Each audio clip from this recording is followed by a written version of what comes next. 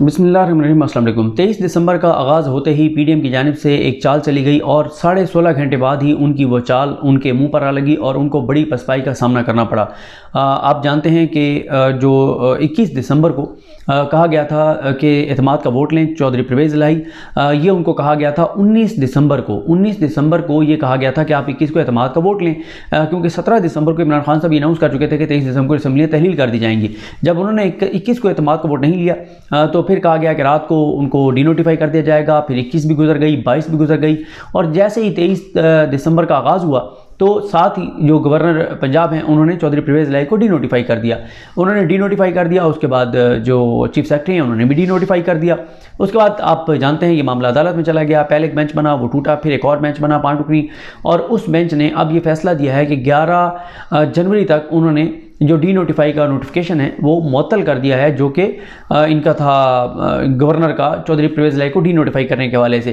तो अब जो स्पीकर हैं इस्माइल खान साहब वो ये कह रहे हैं, उन्होंने ये कहा है कि देखें मेरा मौक़िफ़ दुरुस्त साबित हुआ है, अदालत ने ये मौक़िफ़ मान लिया है। एक तो टाइम भी कम दिया गया है, दूसरा ये है कि वो अभी तो गो के बहुत से पॉइंट्स हैं जिसके ऊपर प्री-कैन को नोटिस हुए हैं, जिसके ऊपर अदालत ये सारा मामला देखेगी कि आया गवर्नर की जो जिस बुनियाद पर उन्होंने एतमाद का वोट लेने का कहा है वो बुनियाद दुरुस्त है नहीं है। दूसरा अदालत ये देखेगी कि क्या वो जारी सेशन के दौरान ये कह सकते थे। तीसरा अदालत देखेगी कि गवर्नर जो है वो उसके बाद उनको डीनोटिफाई कर सकते थे नहीं कर सकते थे। ये मामला गवर्नर और इनके स्पीकर के दरमियान था या चौधरी परवेज़ इलाही भी इसके ज़िम्मेदार हैं।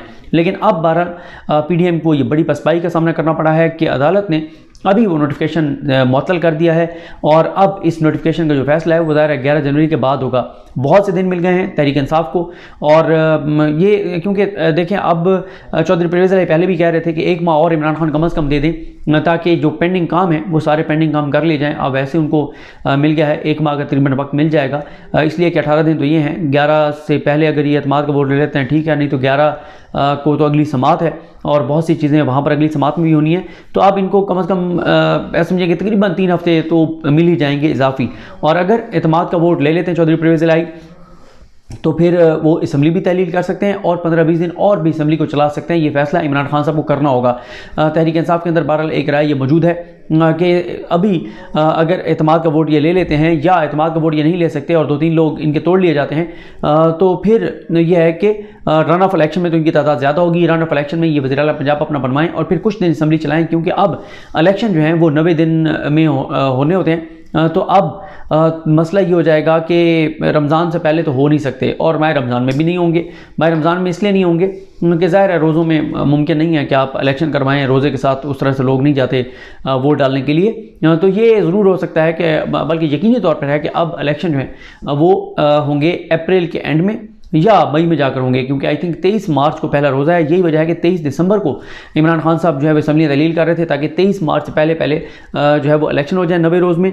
और उसमें फिर ये होना था कि मार्च के दूसरे हफ्ते में इलेक्शन हो जाते और आगे फिर क्योंकि माह रमज़ान था यानी 23 से पहले इलेक्शन हो जाते। अब 23 से पहले इलेक्शन हो नहीं सकते। और अब जो मामला है वो ये है कि जब ये एतमाद का वोट लेंगे और अगर नहीं ले सकते फिर रन ऑफ में इनके ज़्यादा होंगे, क्योंकि इनके 190 हैं, उनके 180 हैं। इनके कम से कम 10-11 लोग तोड़ने पड़ेंगे पीडीएम को पीटीआई के, और वो 11 लोग ऐसे तोड़ेंगे ये कि वो उस दिन एब्सटेन करेंगे, वो गैर हाजिर रहेंगे। एक तरफ उनको इनके 11 लोग एब्सेंट करवाने हैं, 11 MPs तोड़ने हैं, और एक ऐसे मौके पे 11 MPs तोड़ने हैं जब इमरान खान की हवा है, इमरान खान की फ़िज़ा है, इमरान खान की पॉपुलैरिटी है, पंजाब में पीटीआई हॉट फेवरेट है। और नून लीग में जो भी पहले मुनर्रिफ अरकान आए 20, उनमें से आपने देखा कि 17 जो हैं वो इलेक्शन हार गए और बुरे तरीके से इलेक्शन हारे, और उनमें से 3 को छोड़ के बाकी जो 14 हैं उनकी तो सियासत ही ख़त्म हो गई है। अब उनको ना तहरीक इंसाफ लेगी ना मुस्लिम लीग नून लेगी। तो इसलिए जो है वो जरदारी साहब जो है उन्होंने बड़ी कोशिश आगे की, और जरदारी साहब की कोशिश ये थी कि किसी तरह से जरदारी साहब ये कर लें, आप कहें कि कोई जोड़ तोड़ कर लें, कोई पैसा चला लें, कोई मंडियां लगा लें, ज़मीन ख़रीद लें। लेकिन अभी तक उनको नाकामी हुई है कि क्योंकि पहले जब कामयाबी के चांसेस थे तो उन्होंने कहा कि जनाब पीपल्स पार्टी का वज़ीर आला पंजाब होगा। जब देखा कि अब ऐसे चांसेस नहीं हैं और नाकामी की तरफ जा रहे हैं। तो फिर उन्होंने कहा जी हमजा शहबाज भी मेरा बेटा है, बिलावल भी मेरा बेटा है, और मुझे बिलावल से ज़्यादा हमजा शहबाज जो है वो प्यारा है, मुझे बड़ा अच्छा लगता है, मेरा बेटा है, और इसलिए मेरा बेटा जो हमजा है वो वज़ीर आला पंजाब होना चाहिए। उन्हें ये बात समझ आ रही है कि इस वक्त जो है वो हमजा शहबाज के पास वोट पूरे नहीं हैं।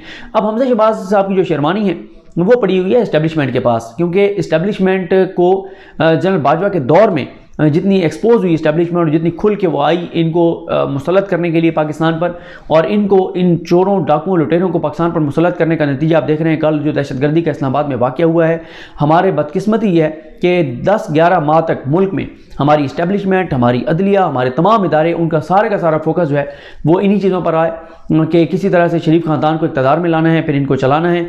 और कोई हमने दहशतगर्दी पर तवज्जो नहीं दी, कोई हमने दहशतगर्दों के ख़िलाफ़ नहीं लड़े। बस हमें ये पता था कि घड़ियाँ आ रही हैं जा रही हैं, हमें ये नहीं पता था कि 15 किलो मवाद जो है वो लेकर, धमाका खिज मवाद लेकर और बारूद लेके दहशतगर्द जो है वो खुद कुछ हमलावर जो है वो इस्लामाबाद में दाखिल हो गया। हमें ये तो नहीं पता था कि दहशतगर्द किस किस को फ़ोन कर रहे हैं, हमें ये ज़रूर पता था कि बुशरा बीबी किसको फ़ोन कर रही हैं, डॉक्टर अरसलान खालिद किसको फ़ोन कर रहे हैं। डॉक्टर अरसलान के भी फ़ोन रिकॉर्ड हो रहे थे, बुशरा बीबी के भी हो रहे थे, इमरान खान के भी हो रहे थे, सबके फ़ोन रिकॉर्ड हो रहे थे। अगर नहीं हो रहे थे तो दहशतगर्दों के नहीं हो रहे थे। जिस वक्त यहाँ पर हमारे ये सारे बैठकर बड़े फैसले कर रहे थे कि इमरान खान के खिलाफ कौन कौन से बयानिए बनाने हैं, उस वक्त दहशतगर्द बैठकर प्लान कर रहे थे कि कहाँ कहाँ धमाके करने और किस किस को उड़ाना है। जब ये बैठ के और ऑडियो लीक्स और वीडियो लीक्स लाने की मनसूबा साजी कर रहे थे तो दहशतगर्द बैठ के खुद कुछ धमाकों की मनसूबाबंदी कर रहे थे और प्लानिंग कर रहे थे। तो ये हमारी बदकिस्मती है, दहशतगर्दी इस्लामाबाद तक आ गई है। ये बहुत खौफनाक है, ये बहुत ख़तरनाक है। इससे आप देखें, एक पहले ही मुआशी तौर पर हालात बहुत ख़राब हैं, गैर यकीनी की सूरत हाल है, लोग परेशान हैं, इन्वेस्टमेंट आ नहीं रही, जिनकी है वो भी निकाल रहे हैं, लोग मायूस हैं, लोगों को अंधेरा नज़र आ रहा है, लोगों को कोई होप नज़र नहीं आ रही, तबाही है, बर्बादी है, बेरोज़गारी है, मुश्किलात हैं, बहुत अजीब सूरत हाल है। दूसरी तरफ अब एक 13 करोड़ का सूबा वो गैर यकीनी की सूरत हाल आप देख लें। पूरे पंजाब में अब यही होगा कि चौधरी परवेज़ इलाही एतमाद का वोट लें, वो अपने MPs को मैनेज करें, वो ये करें, अपोजिशन अपनी मारधाड़ में लगी रहे, और मुल्क 13 करोड़ का सूबा वो कोई इस पर तवज्जो नहीं देगा, कोई पार्टी भी नहीं देगी, ज़ाहिर है कोई फोकस नहीं होगा ना। सैलाब ज़दा इलाकों में ये जो कहते थे बड़े तड़पते फड़कते थे सैलाब ज़दगान के लिए, क्या किया इन्होंने सैलाब ज़दगान के लिए, कितना पैसा है, कोई चीज़ इनके पास नहीं, कोई रिकॉर्ड इनके पास नहीं है, कोई पता नहीं है। अब इस सारे मामले में ये है कि अब ज़ाहिर है आप लोगों को नहीं रोक सकते बात करने से। लोग तो ये भी कहते हैं कि दहशतगर्दी में इजाफे के 2 फ़ायदे हैं मौजूदा हुकूमत को। एक फ़ायदा यह है कि जितने दहशतगर्दी में इजाफा होगा इनका ये केस मजबूत होगा, जी इलेक्शन नहीं हो सकता। एक तरफ मुआशी हालात ख़राब है, दूसरी तरफ दहशतगर्दी, इलेक्शन तो हो नहीं सकता।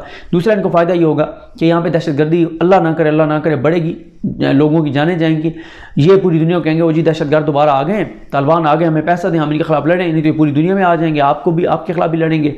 तो फिर ये पूरी दुनिया से फिर पैसा इकट्ठा करेंगे, डॉलर लेंगे, भीख मांगेंगे, और जब पैसा आ जाएगा वो पैसा दहशतगर्दी के खिलाफ तो लगेगा नहीं, वो तो फिर खांचे लगेंगे, खाबे लगेंगे, टीके लगेंगे, वो तो फिर नए वजीर बनेंगे, नए मुशीर बनेंगे, नए मामले खुसूसी आएंगे, काबीना बढ़ेगी, गाड़ियाँ आएंगी, ऐश होगी, अयाशी होगी, करप्शन होगी, लूट मार होगी, असासे जायदादें बनेगी, हिस्से मिलेंगे, कमीशन मिलेगी, ये काम होंगे।